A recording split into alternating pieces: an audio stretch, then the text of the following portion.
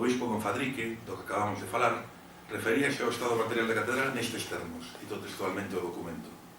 Non con pouco dolor acatamos cuán pobre renda de fábrica tiene para reparos de tantos gastos como nella continuamente son necesarios, así para ornamentos e libros como para todas as cousas que se requiren para o servicio de Deus Nuestro Señor. A cita de Don Fadrique, redactada en castelán, e o breve perfil biográfico que tratamos este obispo ausente, permíteme enlazar coa última característica que querería destacar da xe de Mondoñedo no último século medieval. A procedencia foránea de boa parte dos seus prelados. Mentres que nos séculos precedentes a maioría dos titulares da xe foron galegos, neste século invértese a tendencia, xa que máis da metade dos bispos de Mondoñedo son originarios de fora de Galicia. Quizá por esta razón, o xiro lingüístico cara ao castelán na documentación episcopal de Mondoñedo prodúcese máis cedo que no resto das sedes galegas. Desde 1449, coa chegada de Alfonso de Segura, anteriormente Coendo de Sevilla e de Ande Toledo, advírtese un rápido escoramento cara ao castelán no canto do galego, que fora a lingua escrita hexemónica entre o primeiro terzo do século XIII e finais do século XV. Agardo que esta esquemática e un pouco atropelada visión da historia da xe de Mondoñedo, desde as súas orixes ata o remate da Idade Media, fora do seu interese. Moitas gracias pola súa atención.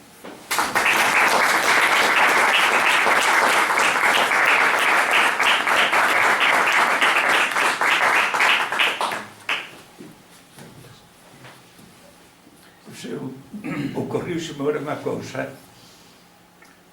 precisamente na conferencia anterior, pois falóse dos famosos zapatos, sandalias do obispo Pelayo da Cibeira.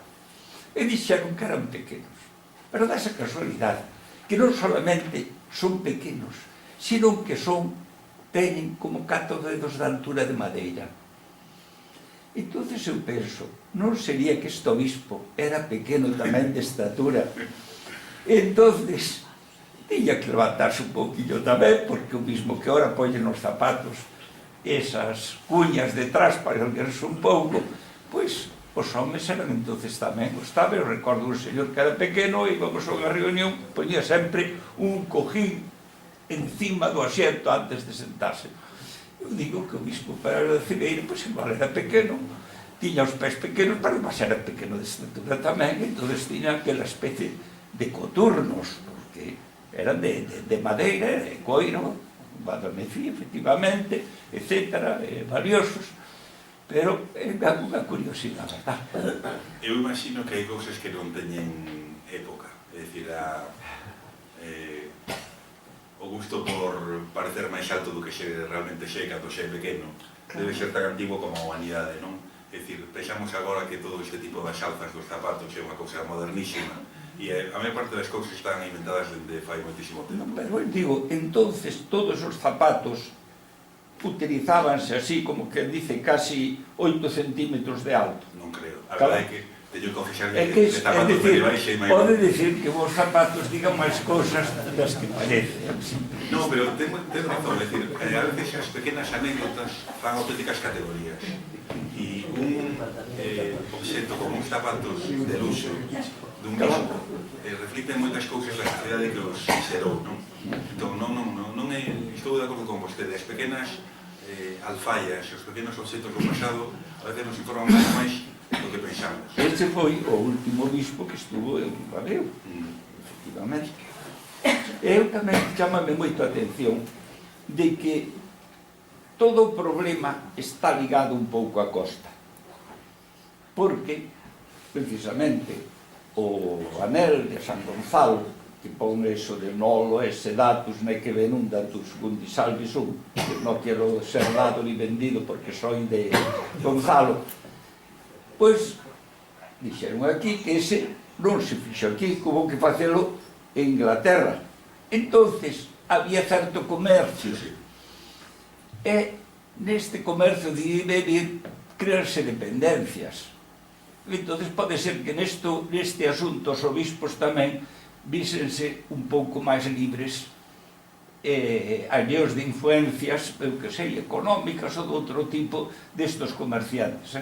Porque é curioso eso, o de Ribadeo, por que veu para Mondoñedo? Solo foi o rei, tuvo que haber máis cousas aí. A verdade é que é un tema moi complexo. Eu xa espero que tiveran en conta que o intentei decir de un xeito bastante prudente, porque non sei, decir, a veces os historiadores tendemos a facer afirmacións moi rotundas, cando a veces o que deberíamos facer é afirmacións moito máis cautelosas, non? Por precaución, non? E por honestidade intelectual. A verdade é que o tema da costa galega antes do século XIII é un tema complexo porque reflicte por un lado unha imaxe de amenaza, no sentido de que é un lugar por onde proceden ataques exteriores de inimigos moi feroces.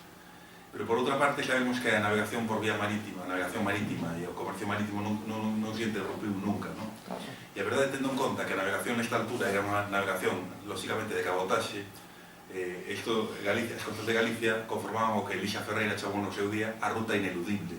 É dicir, os barcos que traficaban entre o Mediterráneo e o Atlántico Norte tiñan que pasar sí ou sí por Galicia, indefectiblemente, non? Pero é que eu penso, se un obispo pode encargar un anel e fanlo aló e volve logo con el, que hai que un comercio, unha cousa moito, e iso crea influencias e dependencias. Naturalmente. Non, iso está clarísimo, non? E de feito, o tema dos vikingos, que se presenta normalmente como unha imaxe solamente catastrofista e apocalíptica, digámoslo deste xeito, non ten por que verse solamente así, senón tamén como eran, os vikingos non eran solamente piratas, senón eran tamén comerciantes, artesáns, é dicir... Pero eu creo que incluso, porque todos estos, os alabastros, era un comercio que había de Inglaterra para aquí, os alabastros facíanse ali, traíanse, porque o seu tamaño non é desmesurado, viñan ben envoltos, vendíanse aquí, en Mondoñedo, en Santiago, en Viveiro, había máis comercio do que parece, pero era comercio valioso. Claro, o que non había nesta altura, outra cosa que era o que acontece na Baixa Idade Media, era comercio de graneles, digamos, de grandes tonelaxes, non? Nin de cereales, nin de viño, nin de áridos, pero, por exemplo, o comercio de luxo non desapareceu en ningún momento, non? Incluso nas épocas que se consideraban máis escuras, como se adotaba a decir na historiografía de fai uns anos, compróbase agora que non desapareceu nunca. En ningún momento interrompiuse a conexión por vía marítima do comercio entre o Mediterráneo e o Atlántico Norte a través de Galicia. Ahora, este vaivén entre San Martiño de Mondoñedo, Ribadeo e volta a Mondoñedo é certamente inusual. Non hai outra xe galega que teña un periplo peripatético desa naturaleza, non? Solamente Mondoñedo. E comprería explicarlo de algún xeito que fora realmente convincente. Eu non teño a resposta, a verdade, teño que confesar. O que teño é a realidade de que é un caso absolutamente único en Galicia. En todos eses cambios que houve aí de San Martiño a Mondoñedo, a Ribadeo, o tema de documentación, que antes falabache por moito en riba dese tema, non sei que vai centrar o tema a nivel medieval, e perdeuse documentación, desapareceu moito de San Martiño. O tema de constatar San Martiño, moito de documentación, gardase documentación ou está moi perdido? Mira, a documentación de Mondoñedo que conservamos foi toda editada por Don Enrique. E está prácticamente, pode quedar algún documento sin editar, pero eu coido que a labora de Don Enrique foi moi intensa e moi prolixa a este respecto. Ahora, hai unha realidade, e que a documentación medieval que chegou ata nós, sabemos que é unha minoría con respecto a que realmente houve na súa época, non? E que tampouco podemos descartar que apareza en calquera momento algún fondo documental que este en mans privadas, ou este incluso agochado. Pensade, por exemplo, que pasou co tumbo de Xamos, non? O cartulario de Xamos estuvo desaparecido un século. Con motivo da desamortización, algún monxe debeu de deixar escondido, agachado, o seu cartulario na propia vila de Xamos, e no ano 1984, con motivo daquel furacán Hortensia que fora tan famoso, pois, con motivo de reparar un fallado que fora derruído polo temporal, se atopou ali escondido, agachado, o tumbo de Xamos. É dicir, que situacións desas poden ocurrir en calquera momento, pero que realmente a documentación que chegou ata nós é unha minoría da que realmente existiu, é unha obviedade. Nós, o que pasa é que temos a mala costume de falar solamente do que temos documentado. Hai cousas que, incluso os documentos que chegaron ata nós, a veces nos informan de outros documentos, e por esa razón podemos coñecer algo máis dos que non chegaron ata nós. Pero realmente a labora do historiador é falar solamente ca documentación na man, ca documentación o co rexistro arqueolóxico. Pero se non hai documentos, o que podemos facer é especular, conxeturar, pero non afirmar en ningún momento. Vale.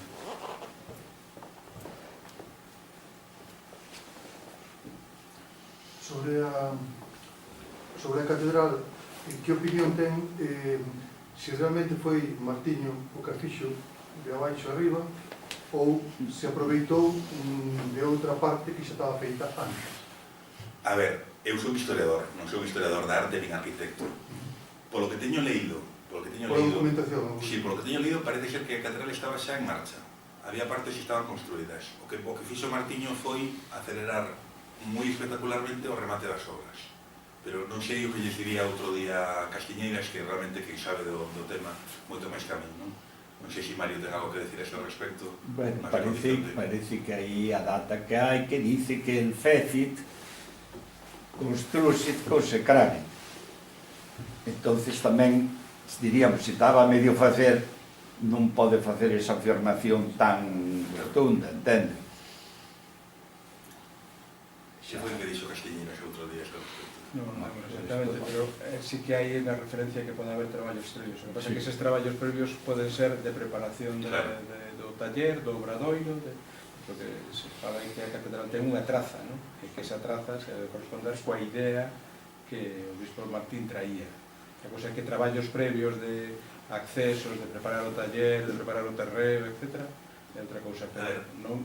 Ahora mismo parece difícil recoñecer na obra da catedral que houbera, ou polo menos a nosa vista, outra cosa sería das cimentacións, etc. Unha traza, unha mau distinta da que consigue esa unidade de estilo e de construcción que a catedral presenta e que se reflexa con Martín. Iso é interesante, porque entonces o problema é moito máis profundo, porque entón, como cabe explicar que unha xe episcopal asentada nun lugar dende fai 100 anos antes non teña construída nin iniciada as obras da súa catedral? Perdón, habería algunha igrexa aquí antes desto, ou parte de cero? Bueno, está no medio da cidade, da vida. Aquí, dices, efectivamente, a dióceses la neobrigense, recordo que algún historiador decía que esa la neóbriga que estaba aquí en Mondoñedo. Entonces, probablemente hai antecedentes, ahora non está demostrado tamén. Flórez dice que antes de eso que hubo aquí tamén un convento de San Xoán, donde estaban os moinhos, é dicir, esas cosas son cosas que están no aire, é dicir, podemos elucubrar, pero afirmar. Non, e cando se traslada aos bispos de San Martín de Mondoñedo ao actual Mondoñedo, Mondoñedo non era un ermo, non era un lugar deshabitado. Había aquí unha poboación, Vila Maior, que, digamos, é rebautizada como Mondoñedo, pero non, é dicir, non se instala no ermo. Aquí había algo. Que había construído para a residencia ou para servir como igrexa principal da diocese? Non sabemos. A mí o que me extraña é que San Martín de Mondoñedo sigue mantendo a condición de igrexa catedral durante moito máis tempo despois de que os bispos abandonaran a residencia ali, non? É dicir, e entón é un pouco extraño que bispos que residan en Mondoñedo non teñan a catedral no lugar onde residen, pero bueno, tampouco é, digamos que debería haber paralelos na historia, pero no caso de Galicia que eu saiba non hai paralelos, polo que eu sei. E tes algunha documentación sobre o tema de Xacobeo San Martín, alguna referencia de peregrinos ali? Mira, a verdade é que canto máis atrás nos vamos na historia, as referencias que hai a peregrinos son máis escasas, non? A peregrinación é unha especie como de realidade que se dá por sentada, é unha especie como de a priori da que partimos todos, non? Pero cando vas a documentación a mirala polo miúdo, a peregrinación na documentación normal, digamos, deixou moi poucas pegadas. É un pouco desacougante, é un pouco decepcionante, pero é así, non? Eu teño estudiado un pouquiño o tema para o mosteiro de Xamos, por exemplo, que está na ruta francesa, que era máis transitada entón e agora polos peregrinos, e na documentación de Xamos, a pegada que deixa a as referencias aos peregrinos é mínima, pero mínima ata decir que poderíamos poñer dunha masa documental de 500 documentos, a mellor hai 8 ou 9 documentos onde se fala de xeito global ou, digamos, tópico de peregrinos, pero sin entrar en grandes detalles. Entón, tens que facer aproximacións, por exemplo, se hai referencias ao hospital, a hospedería, pero realmente a documentación non fala dos peregrinos. Non sei se porque deixaban pouca... tiñan pouca influencia nesa altura. E ten en conta, por exemplo, se vas ao Códice Calistino, ao libro Santi Jacobi, e faz un reconto das palabras que pertencen ao campo semántico peregrinos, a porcentaxe é pequenísima. Pode parecer rechamante, pero é así. É como se foran, digamos, protagonistas silenciosos da historia, non? E volvemos ao mesmo tempo, ao que decía antes, que había peregrinos, obvio. Ahora, que podemos decir deles? Pois a verdade é que moi pouco. Moi pouco. Bueno, aquí hai, sempre se dixo que no século XV o convento dos Picos se lle concede indulgencias por a atención que facía aos peregrinos. Eso sempre se dixo, sen dicir. Si datos seguro que os hai, pero quero dicir que non son tantos como parecen. Xa. Este dato que sí que se sabe. Claro, e logo hai outra cousa que a mí pareceme que interesante considerar, non? E é que a imaxe que temos da peregrinación hoxe en día é tan potente, tan poderosa, que temos a sensación de que pode retroproxectarse cara ao pasado. É dicir, que todas as épocas foron iguales, e non é certo. De feito, a peregrinación fai 100 anos, era unha peregrinación que non desapareceu nunca, pero que estaba a piques de desaparecer. E houve épocas de peregrinación moi forte, o século XII, o século XIII, o século XIV e XV, épocas de crise, o século XVI e XVII, e épocas moi poderosas. Esta que estamos a vivir é realmente espectacular, evidentemente. O sea, a historia da peregrinación a Santiago non é unha historia lineal, é unha historia con altibaixos e con moitos zigzags incluso. E a ver a onde chega, como comentábamos fai un momento, non? Ha de seguir, porque cos medios de comunicación que hai, cantos millóns van a ver a muralla china, e cantos van a Moscú, é normal. E eu pregunto, señor Deán, e non se corre o risco de morrer de éxito, como decía un político? Difuminarse no horizonte de tan grandes que somos. Pois aí está. José Miguel, dime. un pouco, siguiendo a tua exposición, tras os 40 anos de ser episcopal en Ribadeo, o desenrolo da cidade que dis que era moito maior en Ribadeo que en Mondoñedo, e que os traballos da catedral parece que estaban case parados, ou que non avanzaban moito, non? Naquela época. Estos 40 anos me refiero. Sí. Casi parece unha decisión persoal do obispo Martín I de volver a establecer a sede en Mondoñedo. Pois, non podo decir. Xa Pelayo Silveira xa pedira. Sí. Xa pedira o traslado. Sí, o comentei aquí, pero a decisión última... De feito, don Martín non está nunca en Ribadeo xa. Mándalo aquí xa. Ben, xa digo. Mándalo aquí xa. Sí, efectivamente. De feito, o traslado estaba concedido polo Papa e visto con vos ollos polo rei, non? Pero, efectivamente, o traslado non se fai efectivo ata a chegada de San Martín. Que ocorrido nestes 40 anos? Perdón. Hai outra cousa que é moi discutible, claro, o do documento de selo. É evidente que José María dá uns argumentos para a OBE, sobre todo topónimos e tal, pero o do salario non trae necesariamente ese celeiro de Mariñaos. Eu penso que a referencia que fai do celeiro no documento non é unha referencia toponímica, sino a un celeiro como almacén. Entendo, pero vamos, podo estar equivocado. Podería ser o celeiro da Mariña. O que pasa é que hai moitos topónimos, sobre todo límites, que pongo o documento que veñen máis para acá. Por exemplo, a Petrafita sobre Tabulata, non? Porque desde Fornea, que é onde está, o sea, o límite de Fornea e Trabada, que é onde está esa pedra, hasta Ove hai un... Bueno, a verdade é que aí, como podes supoñer, Sí. colle ben en flagrante fora de xogo, porque non sei, non coñezo a xeografía da zona con tanta minucia como vostede. Pero no caso de que tivera razón, afirmaría máis a miña hipótese, que realmente a fundación da Diocese de Mondoñedo, o do traslado de Dumio a Mondoñedo, ten que ver cunha vontade da monarquía nun lugar que está especialmente afincada, non?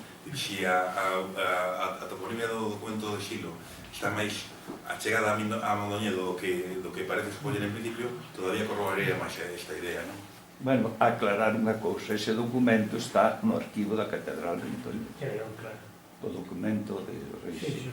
E apareceu en Celeiro de Mariñaus. O documento? Sí. O de Xilo está en León. Sí, apareceu. Pero está aquí no arquivo, está no arquivo de aquí, Está no da arquivo, pero Catedral. apareceu en Celeiro de Estuvo Mariñaus. sempre. Non está no arquivo da Catedral de León.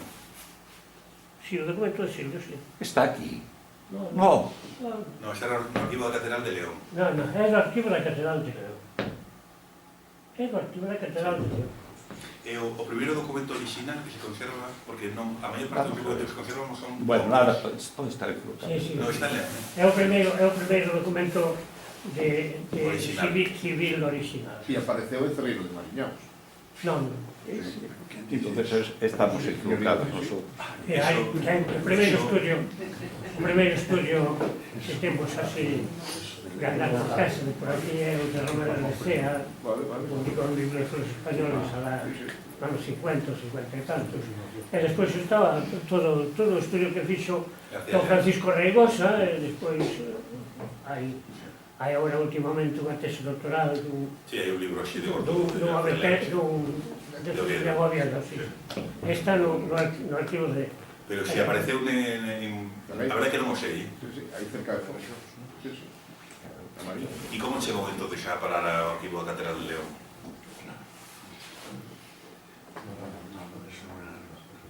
Hai que preguntarle a Carredo. Habrá que... Sí, Carredo saberá. seguro. Habrá que preguntar. Señor Guedo. Outra pregunta. Por que se vira a Mondoñedo e non se vai a Osorio? Estamos falando na época de San Rosendo. Sí.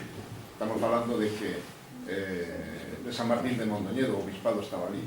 Por que ven a Mondoñedo e non se vai directamente a Lorenzana? Que técnicamente xa había aí un monasterio. Bueno, Lourenzá fundase posteriormente, non? Lourenzá fundase no século X. Ben avanzado Sí, na século época de X. San Rosendo, sí. No, claro, pero a diocese de Mondoñedo, o sea, os bispos de Dumio se trasladan a Mondoñedo en época anterior, a finais do século IX. No século IX. Claro. O sea, a referencia esta que comentei da crónica albeldense é do ano 883. San Martín de Mondoñedo. Sí. Pero non Valdebría. No. Mondoñedo, o sea, Martiño de Mondoñedo en Foz. Claro. Claro. Pero estou falando de que San Rosendo nunca estuvo en Mondoñedo, en Valdebría. Sempre estuvo en San Estuvo Martín. de paso, Claro. tiña que pasar. Este era o camiño, Claro. este era o camiño, tiña que pasar. No, a pregunta é... Pero a pregunta é, Por onde viña ese Cando- camiño, Pedro? por que deciden ir a Mondoñedo? Cando Cando viña de realmente San Martín a Mondoñedo, por está... onde? Vamos a ver, cando ven a Mondoñedo o bispado?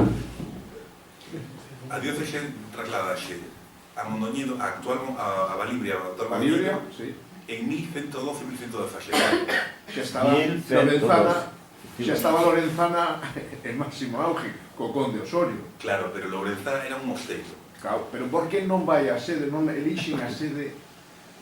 Por que non elixen a sede de Lorenzana? Por que veñen a Mondoñedo? Significa eso, como decía Mayán, que aquí había o monasterio máximo?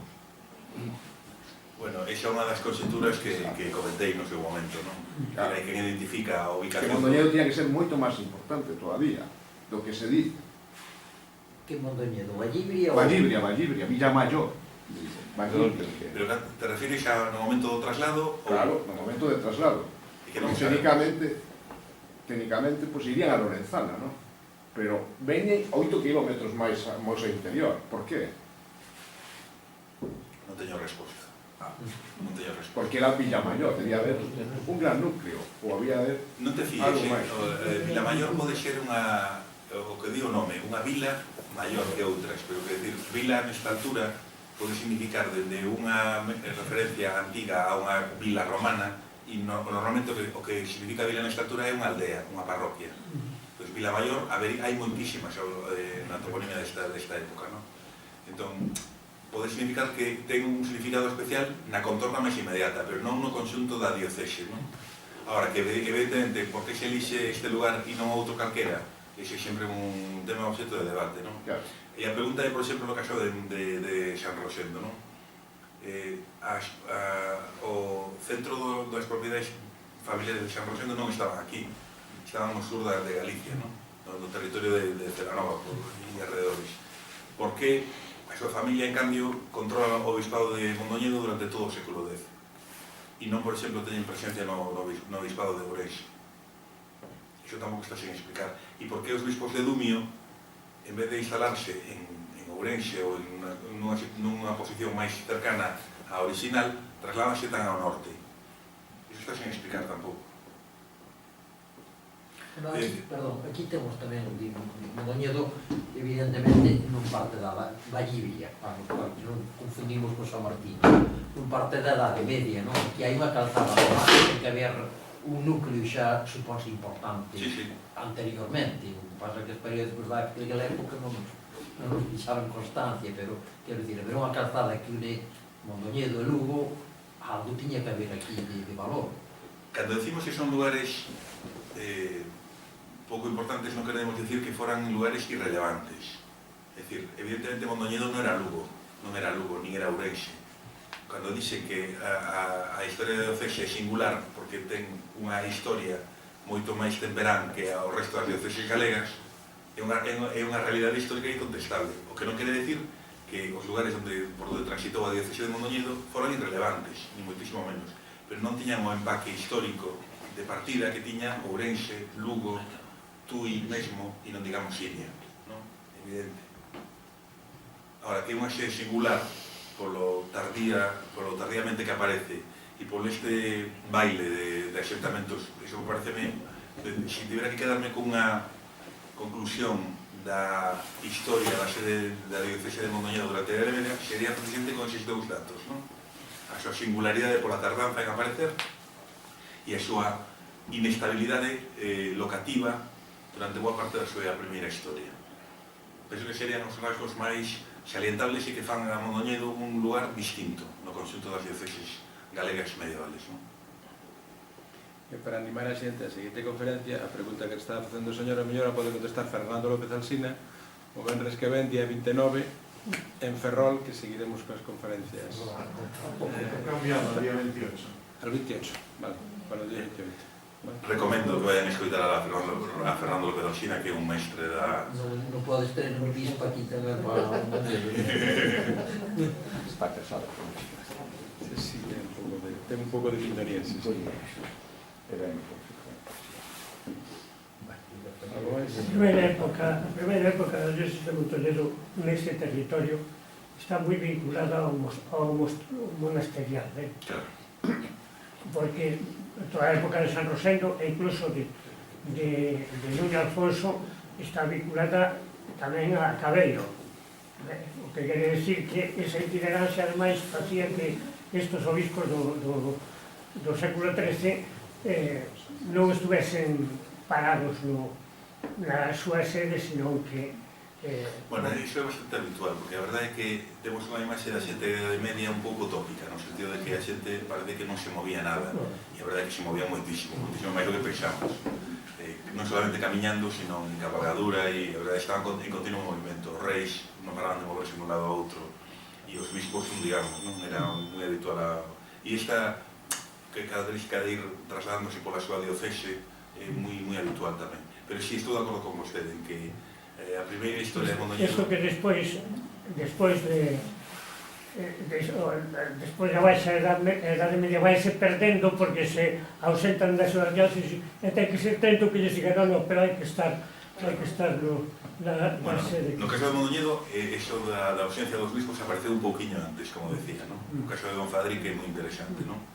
Un sevillano que toma posesión da cátedra e aos 9 anos marcha de aquí prácticamente non volves a residir permanentemente, mellor dito. Porque aquí hai que vivir, ademais, que era unha familia noble sevillana.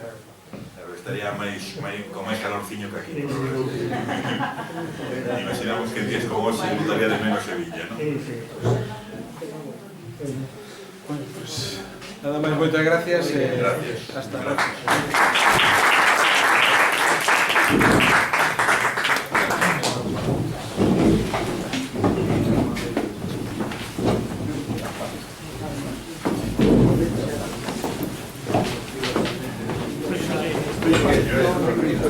Más vale, diciendo que abajo,